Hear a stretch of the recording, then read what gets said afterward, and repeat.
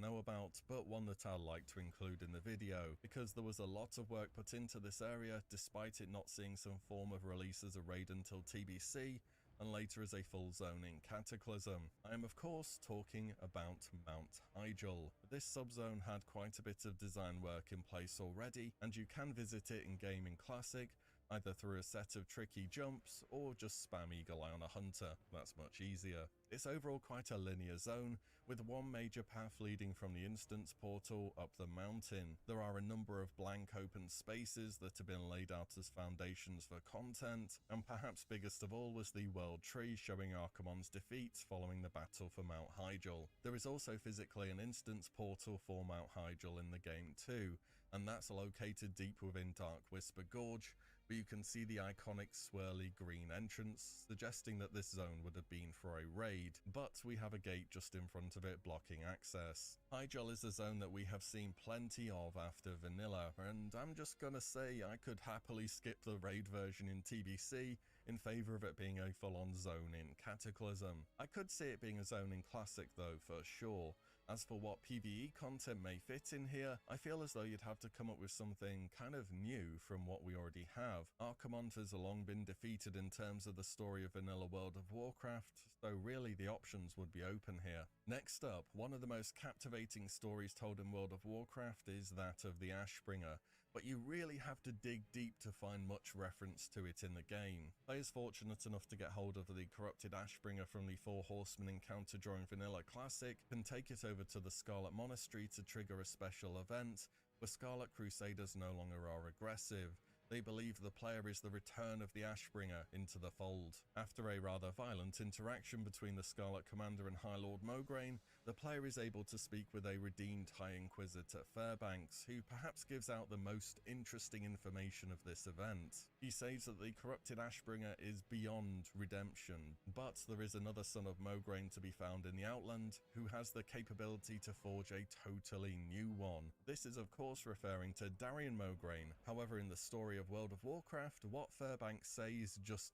doesn't happen at all. Instead, Darion briefly joins the Scourge before breaking away after the Lich King's betrayal at the Battle for Light's Hope during the DK starter quest, and he just keeps using the corrupted Ashbringer instead of trying to forge a new one too. I think a lot of people want the idea of some kind of Scarlet Crusade raid or instance. This conversation with Fairbanks could serve as the start of something entirely new. Imagine it is a new late game raid after Naxxramas. You start off by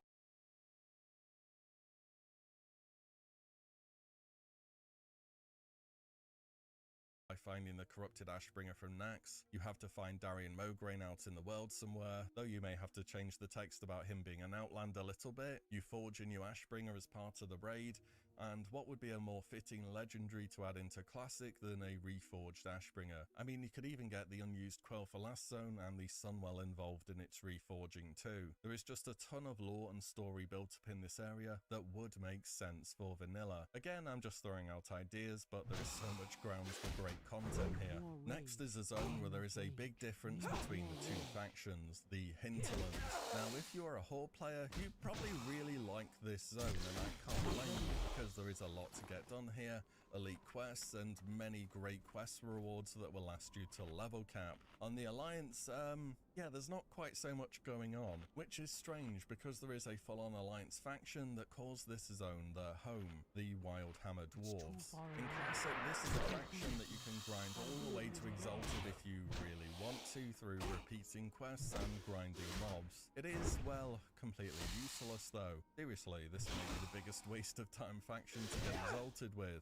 Not only do they not have a reputation vendor, this faction also gets removed from the game at the start of the Burning Crusade, because, well, it just didn't serve any purpose. The Wildhammer Dwarves will later be brought back during the Cataclysm as a faction to appear in one of the new zones, the Twilight Highlands. It just feels as though there could be something more here than there currently is. Could there be more faction-based quests? Maybe a reputation vendor that sells mount-related items, possibly. Also, the Wildhammer are famous for their ability ability to fly griffins. Now, I'm not suggesting flying, or even faction-specific flying, can you imagine that? But maybe there are ways you can improve the flight network, improve the speed of it, something like that. There is also a PvP sub-story in the hinterlands too, though it is mainly a horde thing, where you're preying on various alliance forces such as high elves and griffins throughout the zone. That's another thing we can talk about. High elves, they are allied with the alliance despite only playing minor roles in the game as a whole. Anyways, there is this one-sided PvP thing going on. Not sure how much could be added to it, because in terms of open world PvP objectives, they've been done in both Eastern Plaguelands and Silithus, and they have a tendency to be rather dead content due to the rewards not being there in terms of honor, gear, gold, and so on. The next one I have is a curious little cave entrance that I think most of us would have seen. Located just to the west of the Searing Gorge side entrance to Blackrock Mountain is a small blocked off cave entrance. The reason you'll have seen this quest entrance is probably when you're doing that one quest where you have to kill greater lava spiders. Now this cave is maybe just nothing more than a bit of scenery, or perhaps at some point it was meant to be something larger. The cave perhaps was a link down to the Altar of Storms on the Burning Steps side of Blackrock Mountain. The Altar of Storms itself is very rarely visited, apart from players looking out for Black Colossus in the game, and in the lore they used to be places of great power for the Horde.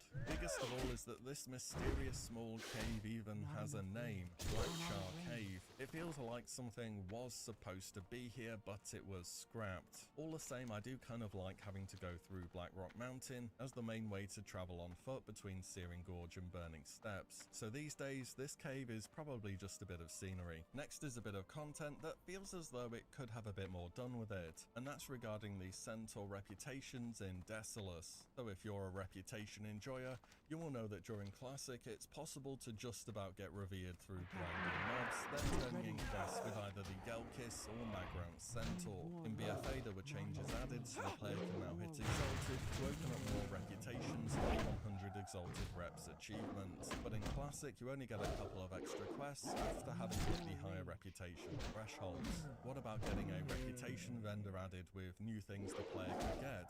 There's already plenty of choices in professions for picking one or the other, such as Gnomish or Goblin Engineering, Armor or Weaponsmithing, and so on. What if this would extend to the player picking Magram or Gelkis Centaur as a part of your character progression? You get ammo from one of the quest rewards. Maybe you could have one of the best tiers of ammos being behind Exalted with one of these factions, for example. Or maybe you could add some Hunter pet food that reduces the damage taken from AoE, so your pet isn't completely useless in raids. Again, just some ideas. Next is a small island which is super easy to miss. In fact, I wouldn't be surprised if you've walked past it a dozen times and never really noticed it. It's called Purgation Isle just off the coast of Hillsbrad near South Shore, and I'm kind of surprised this didn't end up being cut. Prior to patch 1.10 it was just a bunch of level 20 to 30 mobs occupying the zone, despite there being no quests here. Alongside of the release of the tier 0.5 quests in 1.10, the Isle was updated to now include very high level elite mobs.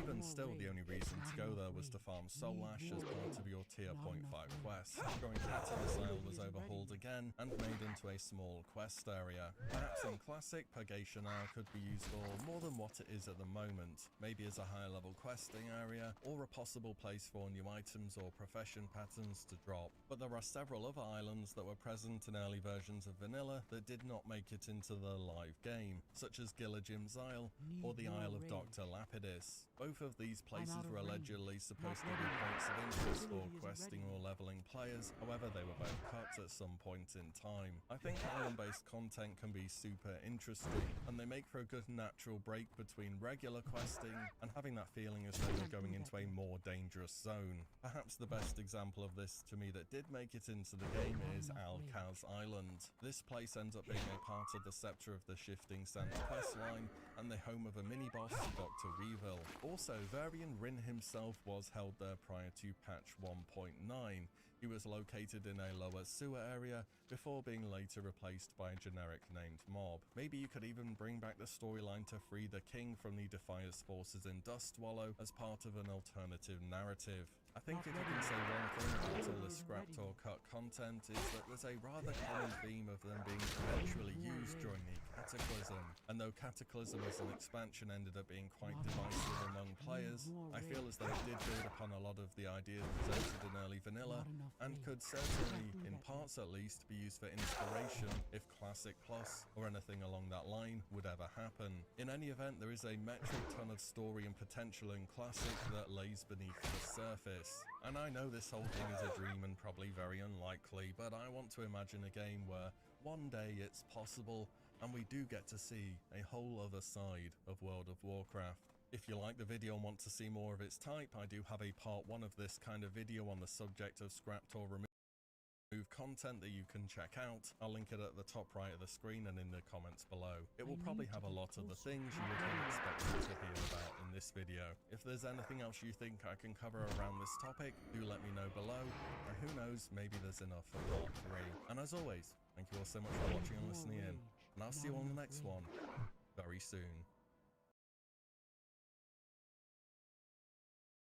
2, 3, 4, 5, 6, 7, 8, 9, 10, 11, 12, 13, 14, 15, 16, 17, 18, 19, 20, 21, 22, 23, 24, 25, 26, 27, 28, 29, 30, 31, 32, 33, 34, 35, 36, 37, 38, 39, 40, 41, 42, 43, 44, 45, 46, 47, 48, 49, 50, 51, 52, 53, 54, 55, 56, 57, 58, 59, 60, 61, 62, 63, 64, 65, 66, 67, 68, 69, 70, 71, 72, 73, 74, 75, 76, 77, 78, 79, 80, 81, 82, 83, 84, 85, 86, 87, 88, 89, 90, 91, 92, 93, 94, 95, 96, 97, 98, 99, 100 gex.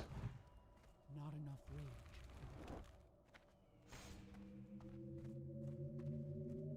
Need more rage. Not enough rage.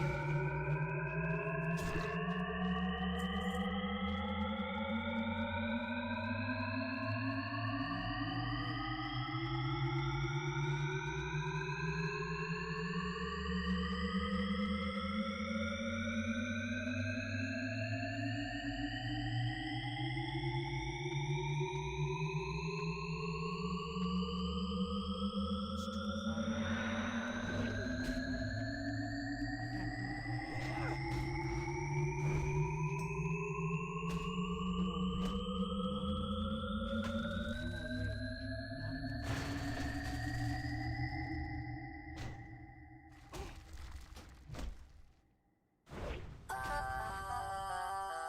can't do that yet. Can you hear me now? I don't wanna go back. Not now. It's been too long. My heart keeps so close. I can't take it back. But I'm trying. I can't see anymore.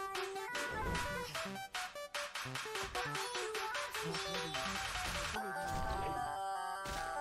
can you hear me now?